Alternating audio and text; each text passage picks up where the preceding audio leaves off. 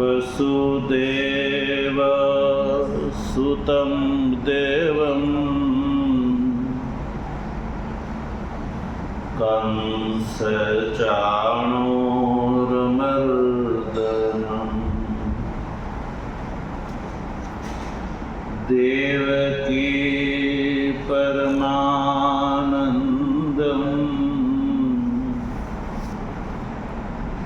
कृष्णं वन्दे जगद्गुरु। मूकं करोति वाचालं पङ्गुं लङ्घयते गिरिं। यत्कृपातमहं वन्दे परमानन्दमाधवम्।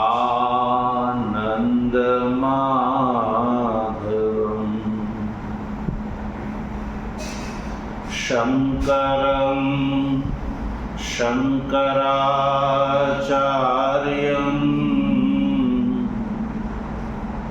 केशवं बादरायणं सूत्रभाष्य कृतौ वन्दे भगवन्तौ पुनः पुनः। ईश्वरो गुरुरात्मेति मूर्तिभेद विभागिने। व्योमवत् व्याप्त देहाय दक्षिणामूर्तये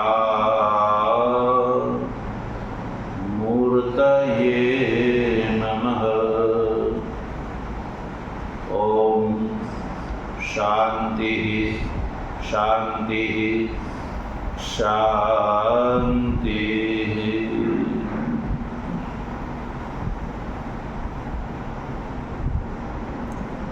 तत्व जिज्ञासु सज्जनों, ભગવાનની પરમાનુકંપાથી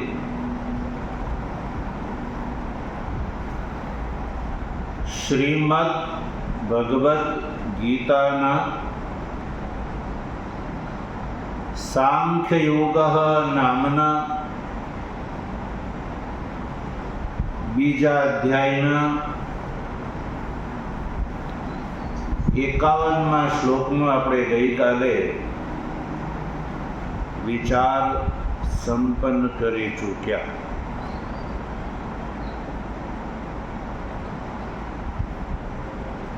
ભગવાન શ્રી કૃષ્ણએ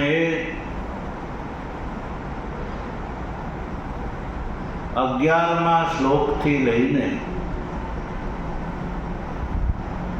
આ 51મા શ્લોક સુધીમાં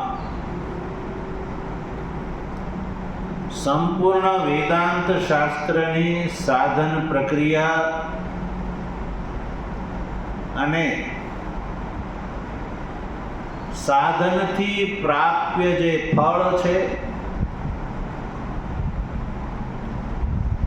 એનો ઉલ્લેખ ભગવાન શ્રી કૃષ્ણએ કર્યો.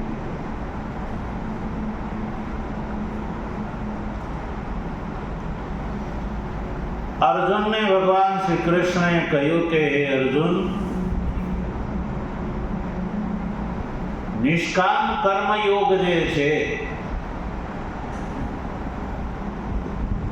એ જન્મના બંધથી છોડાવવા વાળો છે અને અનામય પદની પ્રાપ્તિમાં એ સાક્ષાત કારણ છે.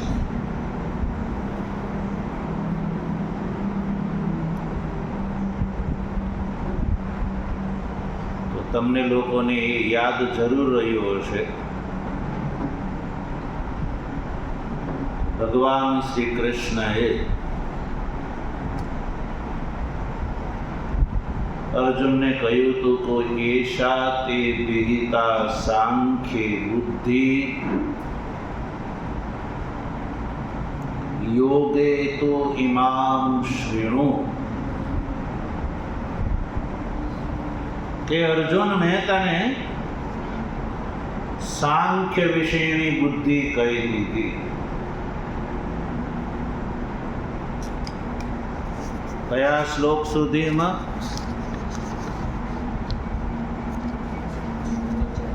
તો જો ભગવાન શ્રી કૃષ્ણએ 39મા શ્લોકમાં જઈને આવું કહ્યું.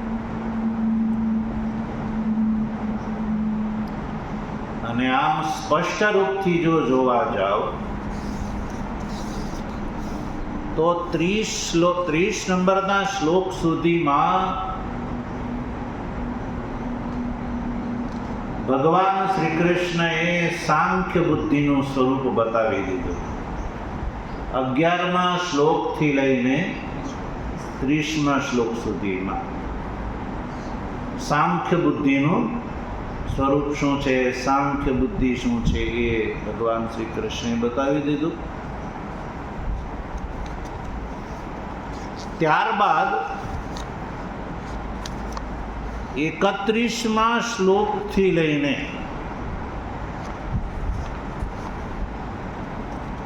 38 નંબરના શ્લોક સુધીમાં 31 થી લઈને 38 શ્લોક સુધીમાં ભગવાન શ્રી કૃષ્ણએ અર્જુનને વ્યવહારિક દ્રષ્ટિથી પણ કર્માનુષ્ઠાન કર્તવ્ય જ છે એ બતાવ્યું. અને ત્યારબાદ ભગવાન શ્રી કૃષ્ણે અર્જુનને કહ્યું કે હે અર્જુન, સાંખ્ય વિષયક બુદ્ધિ મેં તને બતાવી દીધી. આ વાત ભગવાને 39મા શ્લોકમાં જઈને કહી. પણ સ્પષ્ટ રૂપથી સાંખ્ય બુદ્ધિનું કથન તો 30 શ્લોક સુધીમાં થયું છે. 30મા શ્લોક સુધીમાં ભગવાને સાંખ્ય બુદ્ધિની વાત કરી દીધી. પણ 39મા શ્લોકમાં જઈને ભગવાને એમ કીધું કે હે અર્જુન, સાંખ્ય બુદ્ધિ તે અભિહિતા, એટલે સાંખ્ય વિષયક બુદ્ધિ મેં તને બતાવી દીધી. તો 31 થી 38 શ્લોક સુધીનું જો તમે અધ્યયન કરો તો એમાં તમને ખ્યાલ આવશે કે એમાં તો ક્યાંય સાંખ્યની વાત નથી. તો એ પણ આપણે સ્પષ્ટ કરી ચૂક્યા કે 31મા શ્લોકથી લઈને 38મા શ્લોક સુધીમાં, એટલે કે આ 8 શ્લોકોમાં ભગવાન શ્રી કૃષ્ણએ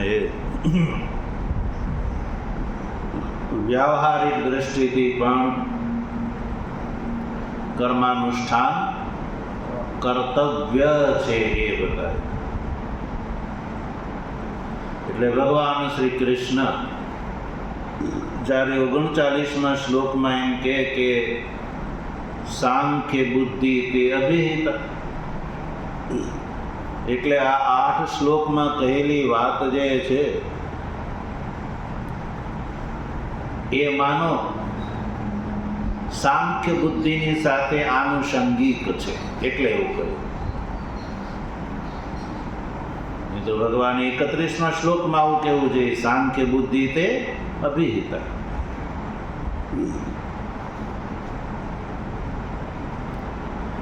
તો સાંખ્ય બુદ્ધિ તે અભિહિતા એ 39મા શ્લોકમાં ભગવાન શ્રી કૃષ્ણ વાત કરે છે. અને પછી સાથે એવું કહે છે કે યોગે તો ઇમામ શ્રેણુ,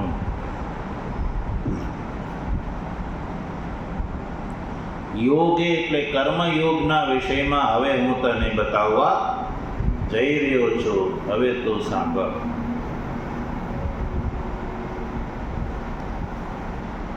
અને ત્યારબાદ 39મા શ્લોકના ઉત્તરાર્ધમાં આ યોગ વિષયની બુદ્ધિની સ્તુતિ કરી ભગવાન. 30મા શ્લોકમાં પણ 40મા શ્લોકમાં પણ ભગવાને એની સ્તુતિ કરી. અને આ રીતે 40મા શ્લોકથી લઈને 51મા શ્લોક સુધી કેટલા શ્લોક થયા? 40 થી લઈને 51 એટલે 12 શ્લોક થયા. કેટલા? તો 12 શ્લોકમાં ભગવાને યોગ બુદ્ધિનું વર્ણન કર્યું. યોગ બુદ્ધિ 11 થી લઈને 30 સુધી સાંખ્ય બુદ્ધિનું સ્વરૂપ બતાવ્યું. એ કેટલા શ્લોક થયા? 11મા શ્લોકથી લઈને 30મા શ્લોક એટલે 20 શ્લોક થયા. તો એ ધ્યાન રાખો, આ પ્રકરણનો બોધ વિવેક હોવો જરૂરી છે. તો એ 20 શ્લોકમાં ભગવાન શ્રી કૃષ્ણે સાંખ્ય બુદ્ધિનું સ્વરૂપ બતાવ્યું. સાંખ્ય બુદ્ધિ એટલે આત્માનું સ્વરૂપ. આત્માનું પારમાર્થિક સ્વરૂપ કેવું છે એ ભગવાન શ્રી કૃષ્ણએ 20 શ્લોકોમાં બતાવ્યું. અને 31 થી 39 યા 38, 39માં પ્રતિજ્ઞા એટલે 38 શ્લોકોમાં ભગવાને વ્યવહારિક કોટીથી શોક મોહને દૂર કરવાની અર્જુનને નિષ્ઠા બતાવી કે તારે શું કરવું જોઈએ. ત્યારબાદ 39મા શ્લોકથી લઈને 51મા શ્લોક સુધીમાં 39મા શ્લોકથી ભગવાને યોગ બુદ્ધિની પ્રતિજ્ઞા કરી કે હવે હું તને યોગ વિષયમાં સમજાવું છું. એટલે 39 થી પણ પ્રકરણનો ભેદ કહી શકાય.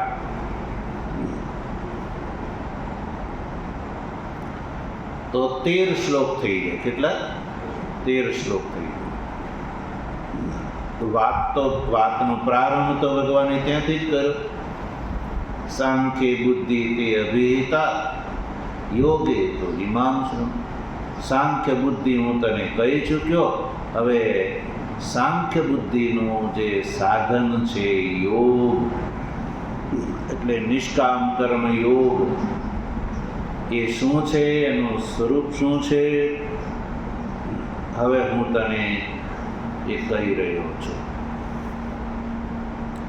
તો એ ભગવાને કહેતા 51મા શ્લોક સુધી એ વાત કહી દીધી. અને 51મા શ્લોકમાં આ યોગ બુદ્ધિ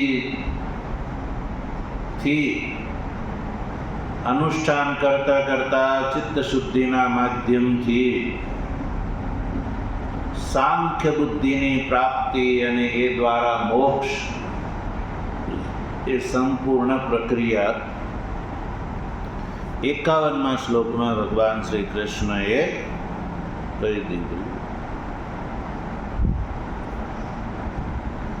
તો યોગ બુદ્ધિ દ્વારા ચિત્ત શુદ્ધિ, આ વાતને ધ્યાન રાખો. યોગ બુદ્ધિ દ્વારા ચિત્ત શુદ્ધિ, અને ચિત્ત શુદ્ધિના માધ્યમથી અધિકાર પ્રાપ્ત થતા સાંખ્ય બુદ્ધિના ઉપદેશથી આત્મજ્ઞાનની પ્રાપ્તિ, આત્મજ્ઞાન નિષ્ઠા.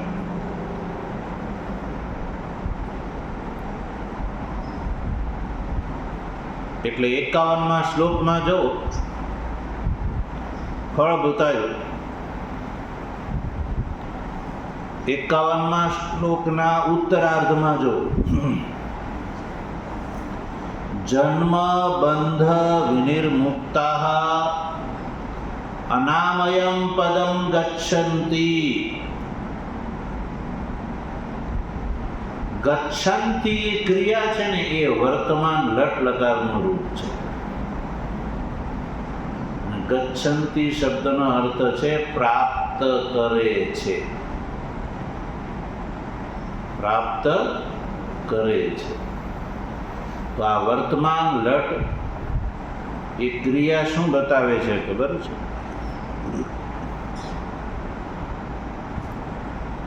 શરીર છૂટ્યા પછી મોક્ષ નહીં, જીવતા મોક્ષ પ્રાપ્ત કરે છે. એટલે શરીર વિદ્યમાન અવસ્થામાં પ્રાપ્ત કરે છે. મૃત્યુ થયા પછી નહીં. એવું નહીં કે ચાલો મૃત્યુ થયા પછી એ પ્રાપ્ત કરે છે, એવું નહીં. નહીં તો ગમિષ્યંતિ એવો શબ્દ પ્રયોગ કરે. મૃત્યુ થયા પછી જન્મ બંધનથી વિનિર્મુક્તિ અને અનામય પદની પ્રાપ્તિ જો ભગવાનની ઈષ્ટ હોત ને તો ગમિષ્યંતિ એવું કહે. શું કહે? ગમિષ્યંતિ એવી ક્રિયાનો પ્રયોગ કરે. ગમિષ્યંતિ ગમન કરશે એટલે કે ઉધાર છે, રોકડું ગમન કરશે. ક્યારે? શરીર છૂટ્યા પછી.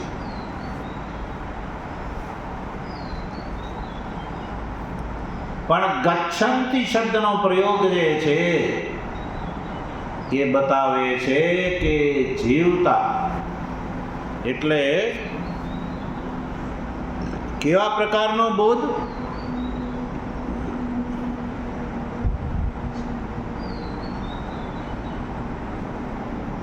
તો જ્યારે યોગ બુદ્ધિના માધ્યમથી ચિત્ત શુદ્ધિ થશે, ચિત્ત શુદ્ધિ થયા પછી વિવેકાદી સાધન સંપત્તિ અને ત્યારબાદ સર્વકર્મનો સંન્યાસ. સર્વકર્મના સંન્યાસ પછી વેદાંતના શ્રવણાદિની અંદર નિષ્ઠા, શ્રવણ મનન એવં નિધિધ્યાસન.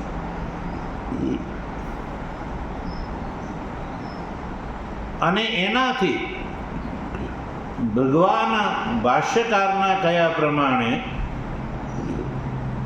જીવંત એવ જન્મ બંધ વિનિર્મુક્તાઃ, જીવતા જીવત દશામાં એટલે ભાષ્યકારે લખ્યું મોક્ષાખ્યમ. પદથી શબ્દનો પદ શબ્દનો અર્થ કર્યો મોક્ષાખ્યમ. અનામયમ પદ એટલે મોક્ષરૂપી પદ, અને મોક્ષરૂપી પદનો અર્થ છે સચ્ચિદાનંદ લક્ષણમ. મોક્ષનો અર્થ છે સચ્ચિદાનંદ, એ જ જેનું લક્ષણ છે. લક્ષણ એટલે સ્વરૂપ, એવો મોક્ષ. કારણ કે આત્માની અંદર જે અનાત્માનો અધ્યાસ છે એ અવિદ્યાકૃત છે. આત્માની અંદર અનાત્માનો જે અધ્યાસ છે એમાં હેતુ કોણ છે? અવિદ્યા. આત્માની અંદર અનાત્માના અધ્યાસમાં હેતુ છે અવિદ્યા. અને આવા પ્રકારની આ જે અવિદ્યા છે એ અહમ બ્રહ્મ એવા પરોક્ષ જ્ઞાન રૂપ વિદ્યાથી એની નિવૃત્તિ સંભવ છે. જેમ તેજથી તિમિરનો નાશ થાય છે તેજથી તિમિરનો જેમ નાશ થાય છે, એમ અહમ બ્રહ્મ એવી વિદ્યા દ્વારા અવિદ્યાનો નાશ થાય છે. અને આ વાત જીવતા થઈ ગઈ છે. અને અવિદ્યાનો નાશ થતા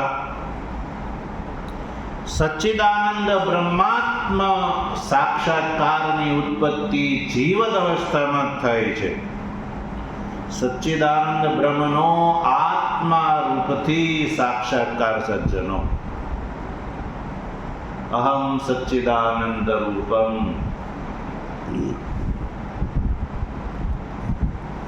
અને સજ્જનો, એને જ મોક્ષ કહેવામાં.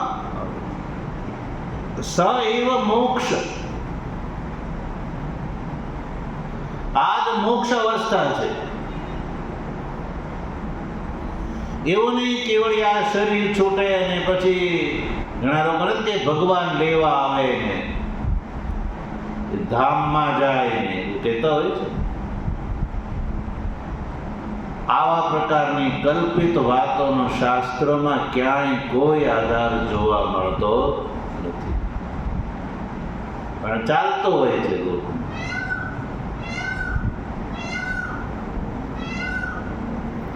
પણ પાછું સાથે સાથે એવું છે, અમારા ભગવાનની માને તો જ એ ધામમાં જાય, નહીં તો બીજા ભગવાનની માને તો એ પાછા ધામમાં ના જાય. તો આ જે લોકો જે ધામની વાત કરતા હોય છે ને, ધામ શબ્દનો અર્થ પૂછો ને એ ખબર હોતી નથી કે ધામ શું છે. પણ બિચારા ભોલા અને ભાલા એવા સ્વાશ્રિત જે અનુયાયી વર્ગને એ ઘૂંટી પાયા કરતા હોય છે. ને પ્રાય સંગઠનોની અંદર આવું જ જોવા મળે છે સજ્જન. કારણ કે ત્યાં ક્યાંય ગીતાનો ઉપનિષદનો વિચાર નથી.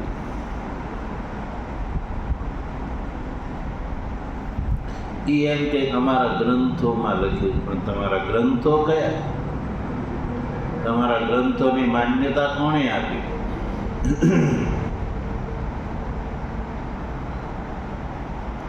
જ્યાં સુધી સજ્જનો ગીતા, ઉપનિષદ અને બ્રહ્મસૂત્ર એ સર્વમાન્ય પ્રમાણભૂત ગ્રંથ અને કોઈ મનુષ્ય દ્વારા નિર્મિત ઉપનિષદ છે, એ ઉપનિષદનું પ્રતિપાદ્ય જે તત્વ છે એ કોઈ મનુષ્ય દ્વારા નિર્મિત નથી,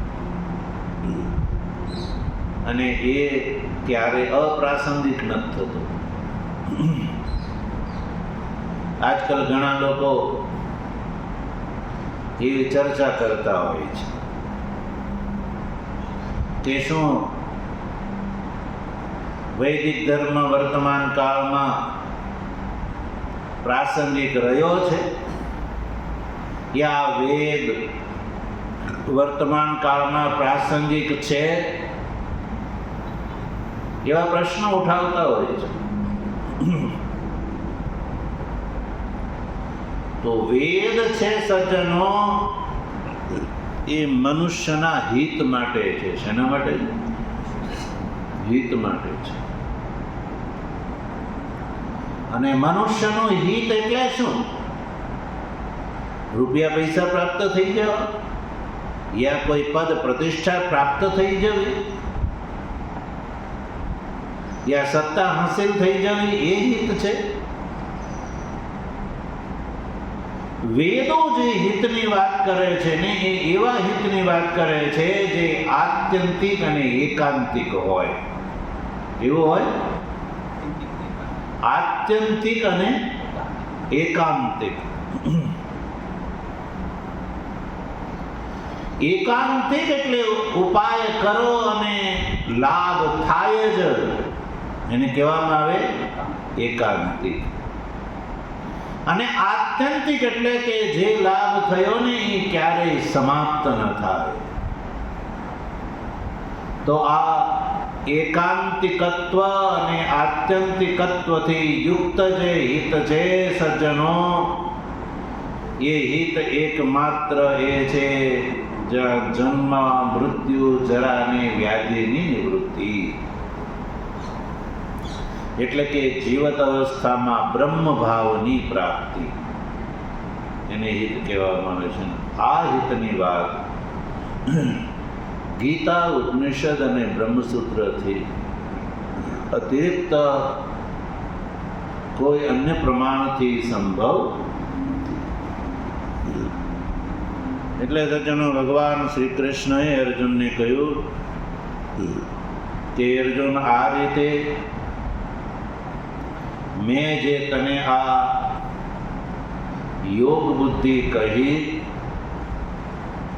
એ યોગ બુદ્ધિ એટલે નિષ્કામ કર્મ યોગ. નિષ્કામ કર્મયોગનો અનુષ્ઠાન કરતા કરતા અર્જુન, જ્યારે તારું ચિત્ત શુદ્ધ થઈ જશે, એટલે તું ક્ષત્રિય હોવાના નાતે તું આ યુદ્ધરૂપી કર્મ કરીશ,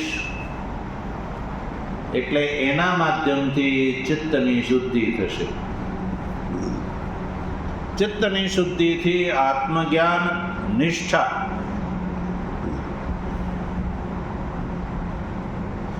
અને એ દ્વારા સચ્ચિદાનંદ બ્રહ્મના સાક્ષાત્કારની પ્રાપ્તિ. એટલે યોગ બુદ્ધિ જે છે એ મોક્ષનું સાધન છે, એ વાત ભગવાન શ્રી કૃષ્ણ કરી. હવે આ જ યોગ બુદ્ધિ સકામ ભાવથી કર્મનું અનુષ્ઠાન કરવામાં આવે તો સંસારનો લાભ, અને નિષ્કામ ભાવથી કરવામાં આવે તો ચિત્ત શુદ્ધિના માધ્યમથી પરમાર્થનો લાભ. તો ભગવાન શ્રી કૃષ્ણ અર્જુનને કહે છે કે અર્જુન, તું કર્મ કર્યા વગર રહી શકવાનો નથી. એટલે પહેલા તો તું નિષિદ્ધ કર્મથી બચ. નિષિદ્ધ કર્મથી બચ એટલે કે વિહિત કર્મનું અનુષ્ઠાન કર. અને એ જે વિહિત કર્મ જે છે એ સકામ ભાવથી કરીશ તો સંસારનો લાભ, અને નિષ્કામ ભાવથી કરીશ તો પરમાર્થનો લાભ.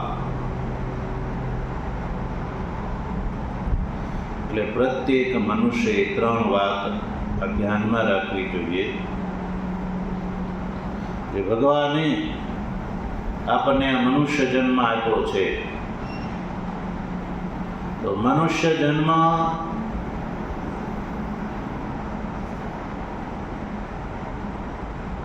એ કર્મનું ફળ છે, મિશ્ર કર્મનું ફળ છે.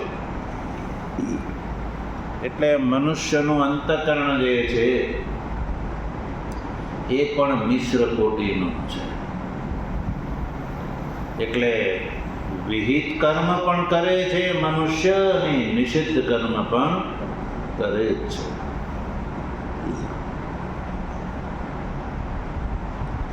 વિહિત કર્મ માટે પ્રયત્નની જરૂર છે, નિષિદ્ધ કર્મ સ્વાભાવિક રૂપથી થાય છે. કોઈ કાંઈ ન કરે તો નિષિદ્ધ કર્મ ગણાય છે.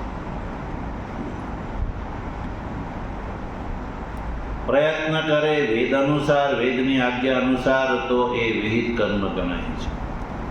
પણ એક વાત એ નક્કી છે કે મનુષ્ય કર્યા વગર રહી શકતો નથી. કારણ કે દેહની અંદર અહમ બુદ્ધિ, મમ બુદ્ધિ અને સત્ય બુદ્ધિ છે, ત્યાં સુધી અક્રિય અવસ્થા આવતી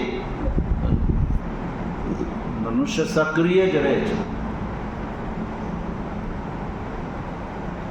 એટલે અક્રિય રહેવો જે છે એ અસંભવ વાત છે.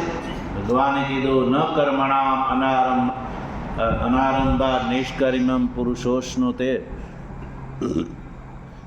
ભગવાને કહ્યું નહીં કશ્ચિત ક્ષણમપી જાતો તિષ્ઠતિ અકર્મકૃત. કહ્યું કે હે અર્જુન, અકર્મકૃત કોઈ રહી શકતો નથી.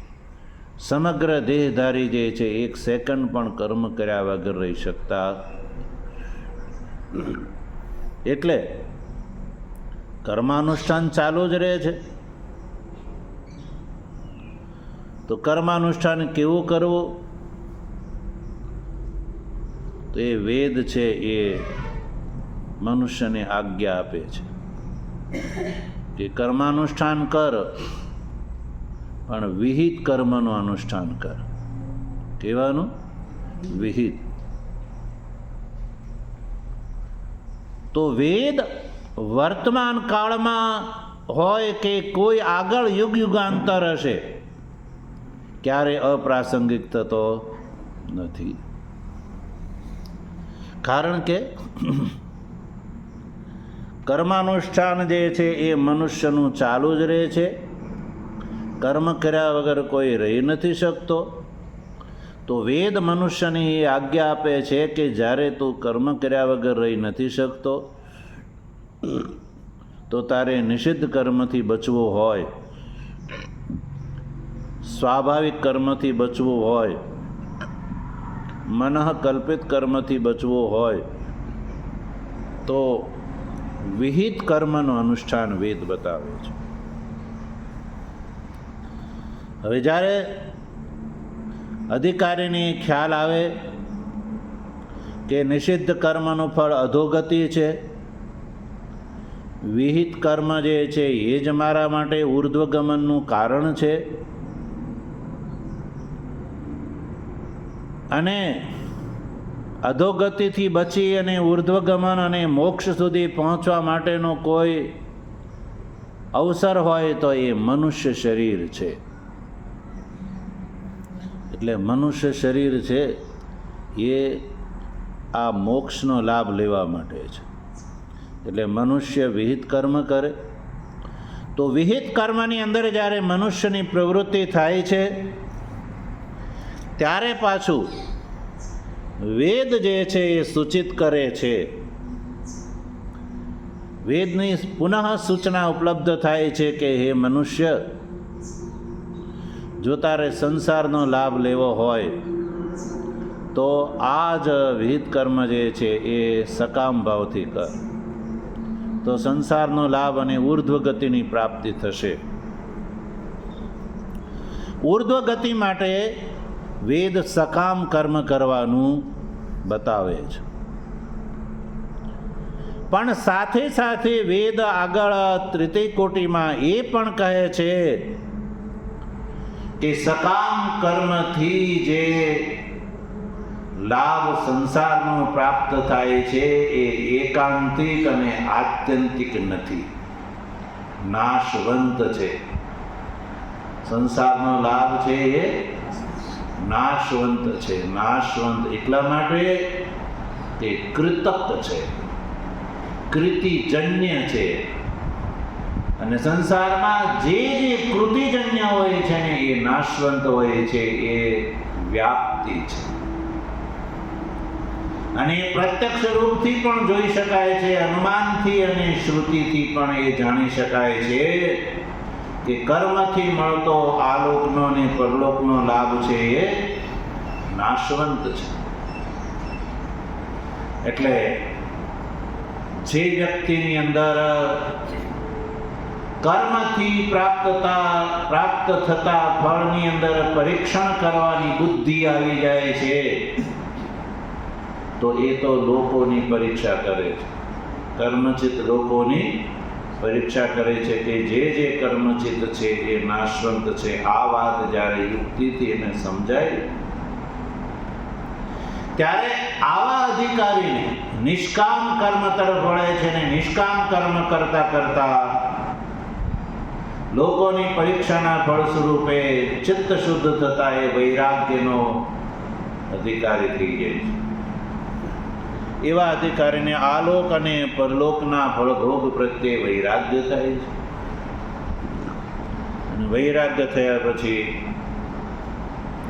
આ જ ગીતા અને ઉપનિષદના સિદ્ધાંત પ્રમાણે એ સર્વકર્મના સંન્યાસનો અધિકારી બનીને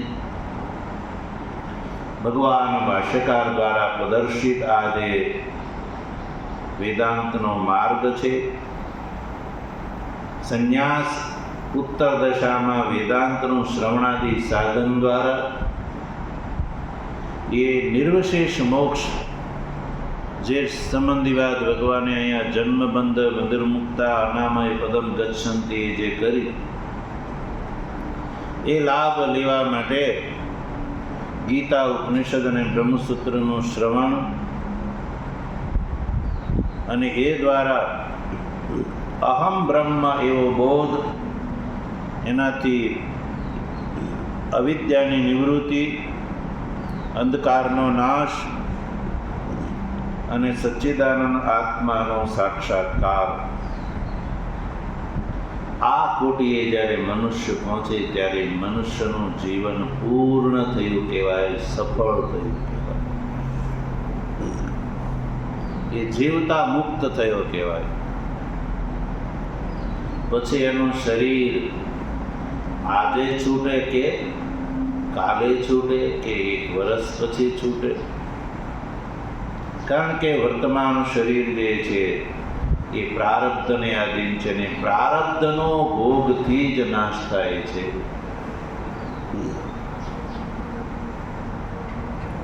એટલે ભોગથી નાશ થયા પછી આ શરીર જે છે જ્ઞાનીનું જેમ પૂર્વારૂપ છે કે નહીં, એ વેલાથી આપોઆપ છૂટું પડી જાય છે,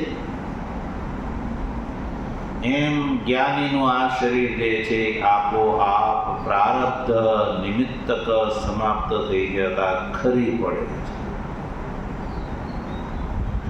પૂર્વારૂપમેય બંધનાન મૃત્યોર્મોક્ષીય મામૃતા, એમાં જે દ્રષ્ટાંત છે ને એ કે ઉર્વારુકની જેમ આ શરીર ખરી પડે છે.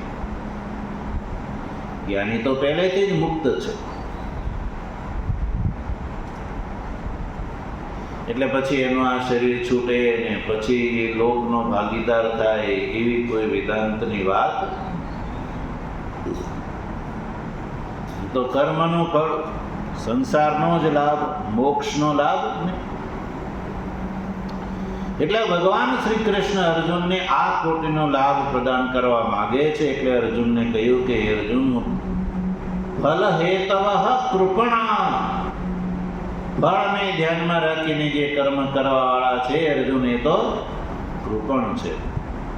એટલે તું આ યુદ્ધ રૂપી કર્મ જ્યારે હવે તારે કરવાનું જ છે, એને તું નિષ્કામ ભાવથી કરીશ તો તને આ લોકનો લાભ મળશે, સાથે સાથે ચિત્ત શુદ્ધિના માધ્યમથી બ્રહ્મ જ્ઞાનનો ભાગીદાર થતા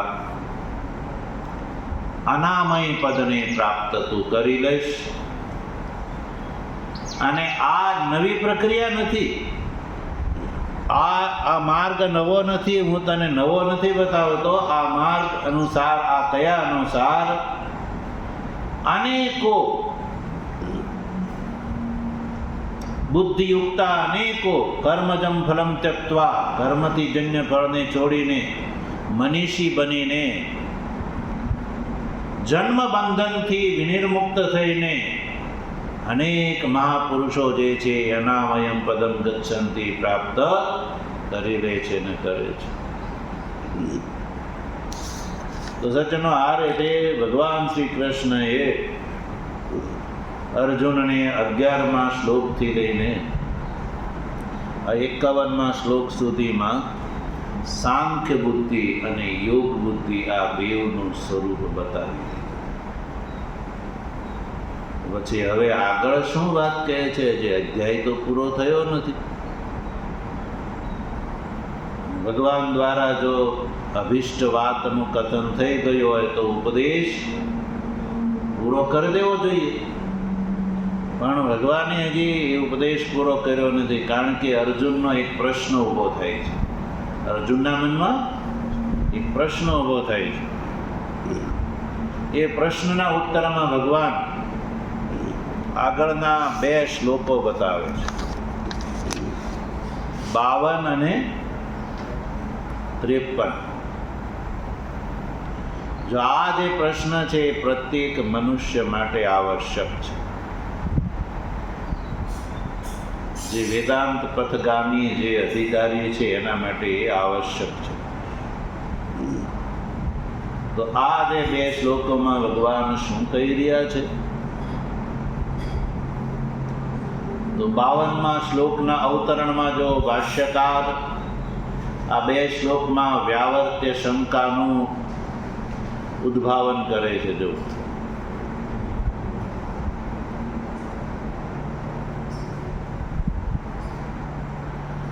કે આ જે બુદ્ધિ, યથોક્ત બુદ્ધિ એટલે ભગવાન શ્રી કૃષ્ણે જે બુદ્ધિ બતાવી, કઈ બુદ્ધિ? સાંખ્ય બુદ્ધિ અથવા યોગ બુદ્ધિ, બેવ ગ્રહણ કરી શકે. સાંખ્ય બુદ્ધિ સાક્ષાત અને યોગ બુદ્ધિ પરંપરાગત. તો આ બુદ્ધિ ક્યારે પ્રાપ્ત થાય? પ્રાપ્તિનો કાળ જે છે અર્જુન પ્રશ્નપૂર્વક પૂછે છે. આ તો એમ સમજો કે યોગ બુદ્ધિની પહેલી વાત છે. યોગ બુદ્ધિ પહેલી છે, સાંખ્ય બુદ્ધિ પછી છે. એટલે ભગવાન શ્રી કૃષ્ણએ જે નિષ્કામ કર્મયોગ બતાવ્યો, યોગ બુદ્ધિની વાત કરી કે એ યોગ બુદ્ધિનો કાળ પ્રશ્નપૂર્વક ભગવાન અર્જુન પૂછે છે. એ વાત ભાષ્યકાર બતાવે. જો યોગાનુષ્ઠાન જનિત સત્વ શુદ્ધિ જા બુદ્ધિ કદા પ્રાપ્સ્યતે ઇતિ ઉચ્યતે. યોગાનુષ્ઠાનથી જનિત ભગવાન શ્રી કૃષ્ણએ અર્જુનને જે 39મા શ્લોકથી લઈને જે વાતનો પ્રારંભ કર્યો, એશા તે વિદિતા સાંખ્ય બુદ્ધિ યોગે તો ઇમામ શૃણુ. યોગ બુદ્ધિની વાત કરી 39મા શ્લોકથી જેનો પ્રારંભ કર્યો અને 50મા શ્લોક સુધીમાં જે વાત કરી એ યોગાનુષ્ઠાન જનિત સત્વ શુદ્ધિ કા. એ કહેલા યોગાનુષ્ઠાન કરતા કરતા યોગાનુષ્ઠાનથી ઉત્પન્ન થવા વાળી સત્વ શુદ્ધિ, યોગ બુદ્ધિથી સત્વ શુદ્ધિ અને સત્વ શુદ્ધિથી જન્ય જે બુદ્ધિ સાંખ્ય બુદ્ધિ કદા પ્રાપ્સ્યતે, ક્યારે પ્રાપ્ત થાય? ઇતિ, આવો અર્જુનનો પ્રશ્ન છે. પ્રાપ્સ્યતે ઇતિ ઉચ્યતે. યોગાનુષ્ઠાનથી જનિત સત્વશુદ્ધિ અને સત્વશુદ્ધિથી જન્ય જે બુદ્ધિ છે એ ક્યારે પ્રાપ્ત થાય છે? એનો કાળ અર્જુન પૂછે છે 52મા શ્લોકથી. યદ્યપિ અર્જુનનું સાક્ષાત વચન નથી. 52 અને 53મો શ્લોક એ ભગવાનનું જ વચન છે, પણ ભગવાન આ વચન અર્જુનના અદૃશ્ય પ્રશ્નના ઉત્તરમાં કહે છે અને સાક્ષાત પ્રશ્ન તો હજી આગળ આવશે. તો આ બંને શ્લોક વિશે વાત જે છે ભગવાનની કૃપા છે તો આગળ કરીશું. ઓમ વસુદેવ સુતં દેવં કંસચાણૂરમર્દનમ દેવકી પરમાનંદમ કૃષ્ણં વંદે જગદ્ગુરુ.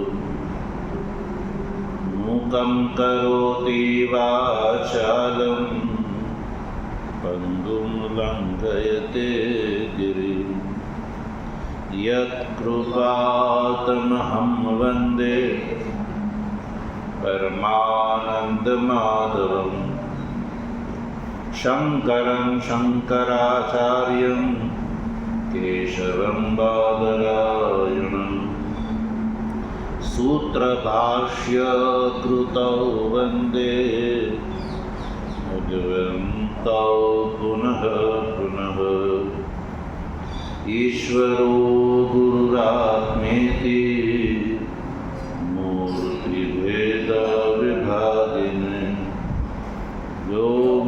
व्याप्तदेहाय दक्षिणामूर्तये नमः।